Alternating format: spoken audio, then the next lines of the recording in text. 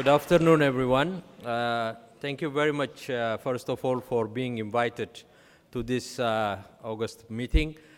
Today, I'll be speaking about Ethiopia, its development plans for the next 10 years, and I'll be also mentioning the cooperation we have in the regional aspect and the cooperation between Germany and China. Ethiopia is one of the largest least developed countries in sub-Saharan Africa with a population of 100 million people. After suffering economic stagnation for decades, its economy began to grow since the mid-90s after a new administration led by the EPRDF took the helm of government. For the last 15 years, Ethiopia became one of the fastest growing economies in the world with an average gross domestic product GDP of 11% per annum. To continue with this rapid economic growth, the Ethiopian government rolled out in 2010 an ambitious 5-year growth and transformation plan that aims to attain a lower middle income status by 2025. Currently, the country is implementing the second transformation plan, which is built on sectoral policies, strategies, and programs, and lessons drawn from the implementation of the first GTP and the post-2015 Sustainable Development Goals of the UN. It has also taken into account global and regional economic situations with direct or indirect bearings on the Ethiopian economy. The second Growth and Transformation Plan aims to continue for the coming 10 years, achieving an annual average real GDP growth rate of 11% within stable macroeconomic environment, while at the same time pursuing aggressive measures towards rapid industrialization and structural transformation. To this end, concerted and coordinated effort will be made so that the equitable economic growth translates into creating job opportunities accompanied by significant poverty reduction. Agriculture will be remaining the main source of growth, while the development of industries by accelerating industrial development will be supplemented by the promotion of the service sector so as to enhance growth. To this effect, coordinated and strong forward and backward production linkages will be strengthened. Private sector investment will be promoted through providing the necessary incentives and support to enhance the private sector participation in allowed investment areas. During the GTP2, industrial development and structural transformation is expected to bring significant growth of the manufacturing industry so that it plays a leading role in overall economic development of the country. Implementation strategies mainly focus on the implementation of projects and programs which gear towards attracting quality investment, enhancing production and productivity, boosting export shares, accelerating technological learning, and strengthen the linkage among industries. To this end, establishing of 12 industrial parks and clusters is undertaken in the country, with 7 million square meters land made available for investors engaging in manufacturing and related sectors. 4 agro-industry parks will also be established, which will be linked with millions of smallholders to supply inputs. Regional administrations, cities, and towns will get the necessary support to develop standardized industrial clusters and parks for those investors promoting from small to medium industries and hence generate employment opportunities.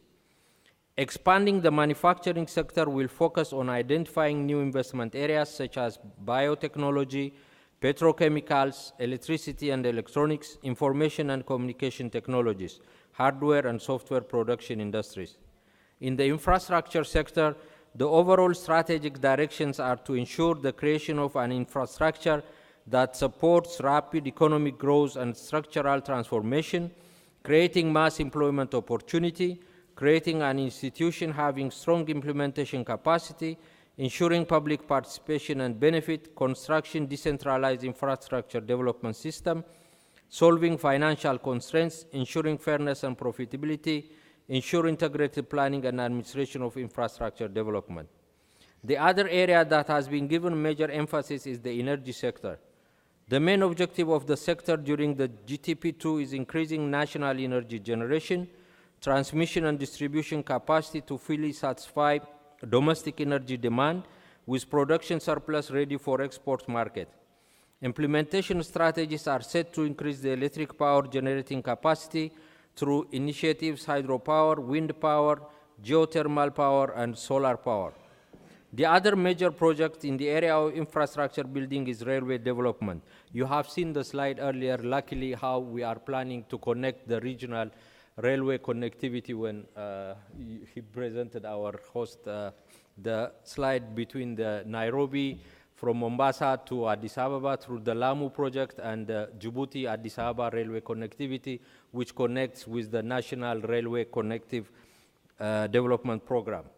The major strategic directions of railway infrastructure development during the GTP2 are to continue network expansion started under GTP1, build capacity by establishing modern railway industry academy and make it operational, develop various railway industry standards, ensure that railway transport services are in accordance with standards, conduct problem-solving researches on railway infrastructure building, operations, and service provision. Distinguished participants, we in Ethiopia believe that economic development in a secluded situation could not be sustainable and attainable. To this end, Ethiopia, through the Intergovernmental Authority for Development, or IGAD, is increasing collaborating with its neighbors, notably Kenya, Sudan, Djibouti, South Sudan, the trade, tourism industry, infrastructure development, and energy, among others. IGAD's focus for regional economic cooperation and integration is to create an open, unified regional economic space for the business community, a single market open to competitive entry and well integrated into the continental and global economies. This focus requires both regional infrastructure as well as the gradual harmonization of policies for the removal of barriers to interstate communications. We in Ethiopia strive to bring a regional economic integration to create larger regional market for trade and investment and make use of advantage of efficiency, productivity gain, and competitiveness. In this connection, the Ethiopian government has taken steps to enhance non-trade aspects of economic cooperation, which could strengthen economic ties among the countries in the region. In the context of the EU-Africa cooperation, we also receive support from the German government through cooperation of its G20 Compact with Africa program, which aims to promote private investment, sustainable infrastructure, and job creation in African countries. Germany's Minister of Finance describes the Compact with Africa as a long-term demand-driven process in which African countries will determine what they want to do to improve conditions for private investment, with whom they want to cooperate, and in what form. Ladies and gentlemen, last year during its G20 presidency, China made Africa a prominent part of the agenda with commitments on supporting industrialization and infrastructure development. According to the data from the China's Ministry of Commerce, the stock of Chinese direct investment in Africa was 32 billion at the end of 2014. Of course, direct investment is not the only form of foreign financing. The Export-Import Bank of China and China Development Bank have also made large loans in Africa, mostly to fund infrastructure projects. In recent years, China has provided about 1/6 of the external infrastructure financing for Africa. In short, Chinese financing is substantial enough to contribute meaningfully to African investment and growth. But here we have to notice that the notion that China has provided an overwhelming amount of finance and is buying up the whole continent is inaccurate and is false information. To this, I would like to give an example of my country, the cooperation between Ethiopia and China. When you see the cooperation between Ethiopia and China, and I would like to quote the Ethiopian Investment Commission, Chinese companies with close to 379 projects that were either operational or under implementation from 2012 to 2017 period are on top of Ethiopia's investment landscape, both in number and financial capital.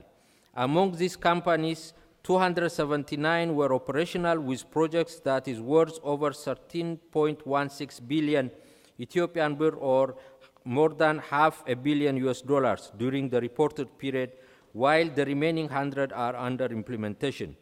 In terms of employment creation, Chinese companies have created more than 29,000 jobs in various sectors in Ethiopia during the reported period, of which over 19,000 were created in Ethiopia's manufacturing, as it is the leading sector in attracting companies from China. As you can see, a lot of Chinese companies are in the manufacturing sector.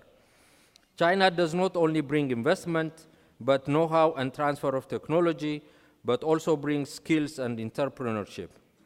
At this point, I would like to mention the initiative taken by His Excellency President Xi Jinping in 2013, that is the One Belt, One Road initiative. This is President Xi's project of the century. The aim of China's One Belt, One Road project is to open up and expand all Silk Road trade routes through Central Asia and to Europe, as well as Southeast Asia and maritime links through the Strait of Malacca and around India to the Middle East. We are very lucky in Ethiopia to be part of this program as well.